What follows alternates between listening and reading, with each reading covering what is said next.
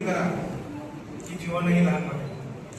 सेवा करायची तर एवढी करा की जीवनही लहान वाटेल आणि त्याग करायचं तर एवढा करा की मरणही महान वाटेल.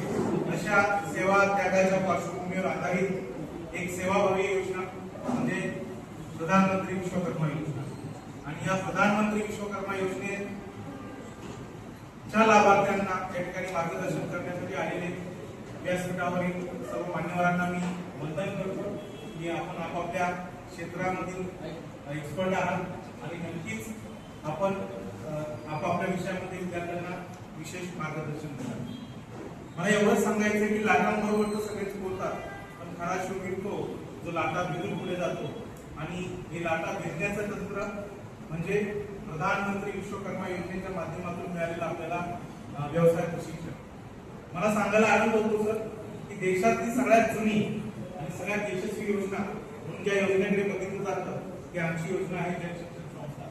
म्हणजे 1967 साली श्रमिक विद्यापासून ते मनुष्यबळ विकास मंत्रालयापर्यंत आणि मनुष्यबळ विकास मंत्रालयापासून ते कौशल्य विकास मंत्रालयापर्यंत जवळपास 58 वर्षे या योजनेला झाली.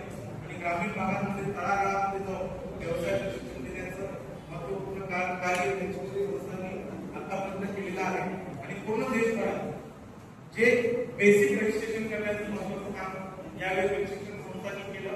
फक्त दुःख या गोष्टीचं वाटतं की आपण 5,000 लोकांना रजिस्ट्रेशन केलं असेल तर कुठेतरी 1 स्टेज व्हेरिफिकेशन असेल, 2 स्टेज व्हेरिफिकेशन असेल, शेवटपर्यंत जरी आपण पोहोचू शकलो नाही, पण तुम्ही शेवटपर्यंत सगळे लोक पोहोचले. एकदा स्वतःसाठी जोरदार टाळ्या वाजवा सगळ्यांनी की तुम्ही सगळ्या व्हेरिफिकेशन आज म्हणून तुम्ही व्यवसाय प्रशिक्षण घेतलेला आहे. आणि तुमच्यापैकी मी म्हणेन 50% लोकांना का होणार आतापर्यंत टीम मिळालेली आहे.